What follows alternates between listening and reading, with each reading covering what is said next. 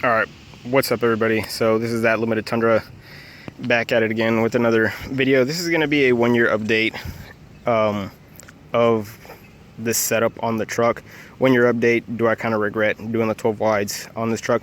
So for those of you that don't know, this is my personal truck. It's a 2004 Toyota Tundra Double Cab, limited trim level with the iForce 4.7 liter V8 and 4-wheel drive. I have since put 14,000 miles on this setup. And before this, the truck was completely stock suspension, stock size wheels and tires. And we'll get to if I regretted it here in a bit. I'm going to do an updated walk around of everything that I've done to the truck since I've had it, because I have had some people ask me on both my Instagram, which is at Marcos_1296, and just kind of ask me what it is that I've done to the truck. So I'm going to just go ahead and knock two birds out with one stone with an updated walk around video, and that way they can see what's been done to it. So I do still have the 80% ceramic tint on the whole windshield and a 2.5% brow up on the windshield. That since then I have length. I'm not going to say which direction, but let's just say it makes it more legal. Yeah, highly recommend the 2.5%. 5% wasn't dark enough for me. The 2.5% is mint. The truck had this bug guard on it when I got it. I don't know what brand, so I do apologize for that, for those wondering. It's the brand isn't like on there anywhere, so I can't really tell you.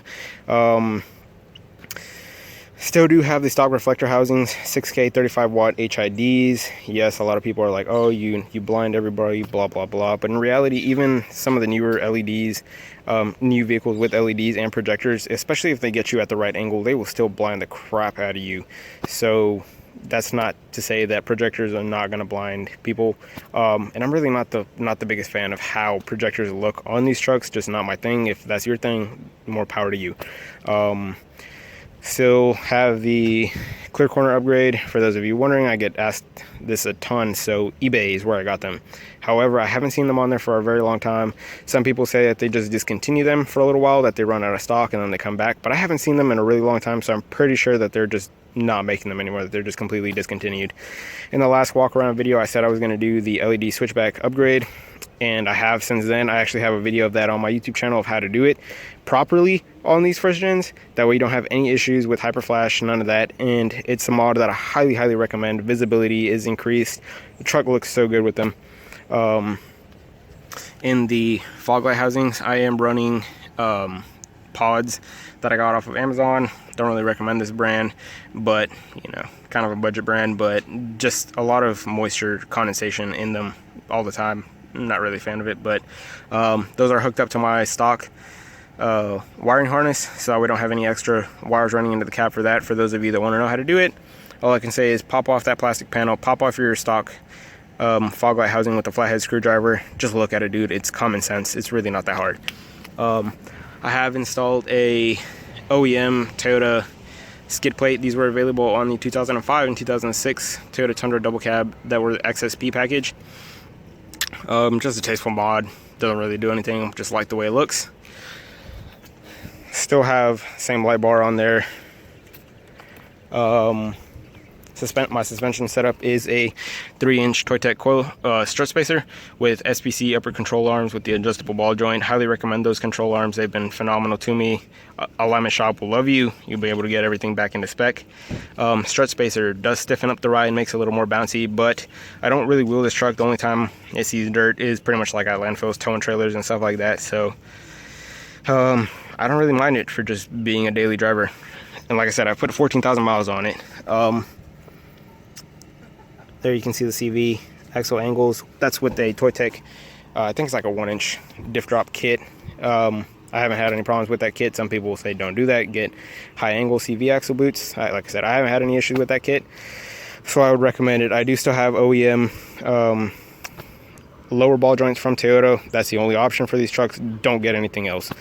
Fitment wise, for those of you wondering, you don't trim anything up front, and this is with a 20x12 -44 offset wrapped in 305/55 R20 BFG KO2s. For those wondering, it's a load E sidewall.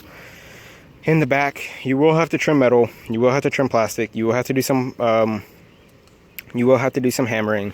You will have to trim the fender flare a little bit on the inside. And going forward, as long as I'm moving, I don't rub. If I'm not moving and I try to crank it completely, try to go full crank and then move, I will rub. Backing up, I do rub. But this truck is towing a trailer, you know, at least once, maybe 2-3 times a week. And if I can back it up my driveway, and in some of the freaking driveways that I have to back up into, trust me, that's very, very doable. I've even managed to park this truck in parking decks in Atlanta at the airport. So, like I said, very, very doable. Side tint. Let's call that legal tint, just to avoid any issues. You know, legal tint here in Georgia. Still the 5% over factory privacy glass in the rear doors. I have installed Ionic 41 series running boards that I got off of Running Board Warehouse. Not a fan of running boards, but me being 5'6" and me being the tallest one in my household, trust me that everybody complained about getting in the truck and they would just start to slide off the seats to get off, which is just gonna end up tearing the leather in them. So I just threw those on just to kind of get it out of the way, and that way I wouldn't be hearing any more complaining. Running a Toyota 1.5 inch Adaleaf in the rear for the lift, so no blocks in the rear. For exhaust, I have a custom Y pipe coming out to 4-inch tips at a 45, 4-inch stainless steel tips. LED reverse lights. Still need to upgrade the turn signals to LEDs and brake lights to LEDs. UWS low profile black toolbox with a CB whip. I did at some point plan on putting a CB radio in the truck, but that's kind of been, you know, thrown out as an idea for the truck. I don't want one in it anymore.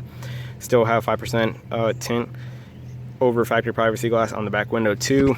All tint is ceramic tint. I highly recommend only doing ceramic tint. Just don't even waste your money with just regular tint. It keeps so much heat out of the truck and your ride is so much more comfortable, more cool. LEDs and tag lights, recommend those too. It cleans up the look of the truck at night. Still have the Cali raised LED pods in the rear. Since the last video, this one does have a little bit of condensation in the housings. Still like them a lot, so I don't plan on removing those at any time. Drop a comment down below if you know of a good stainless steel polish to get rid of all the yellowing from the heat of the exhaust, or drop a comment down below if you guys would like to see some new roll tips on the truck. Anderson hitch looks really good back there. Increased weight capacity for the trailer. My previous little ball was only like a 5,000 pound ball. I've got like 8,000 pounds capability with that ball, which is more than the truck can really tow. So I mean, like I said, I would much rather my tow hitch not be my weak link and my truck be the weak link, because I know that I'm never going to max it out. Same setup on tint over here. So do I regret the 12 wides for my daily driver? No, not at all. I love the way they look. Yes, you're going to get rock chips. It sucks. Every time it rains, I get all the water and road debris just slung up the sides, so I can't keep this thing clean to save my life. But like I said, I just love the way it looks. Really no issues on highway or, you know, pulling trailers, nothing like that. It does hydroplane a little bit easier, but whatever. Here, I'll go ahead and give you a look of what the front clip looks like with headlights and turn signals turned on. Give me one sec. There you go. Here you can kind of see them. Just kind of let the HIDs warm up a bit. But yeah, like I said, the switchbacks, money. Highly recommend that mod.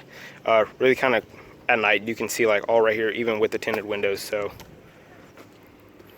So yeah, guys, that's gonna wrap up this walk around vid. I hope you guys enjoy it, and I really would appreciate it if you guys would subscribe, drop a like, leave a comment, help out this channel. Let's get these trucks known a little bit more. Extremely underrated truck, and I mean, they are phenomenal. They just keep on running, and I'm such a huge fan of this truck. I don't plan on getting rid of this truck anytime soon, if ever. So yeah, guys, help out the channel and share, like, share, and subscribe. I appreciate all you guys. You guys have a good one. All right, I'll catch you later. See ya.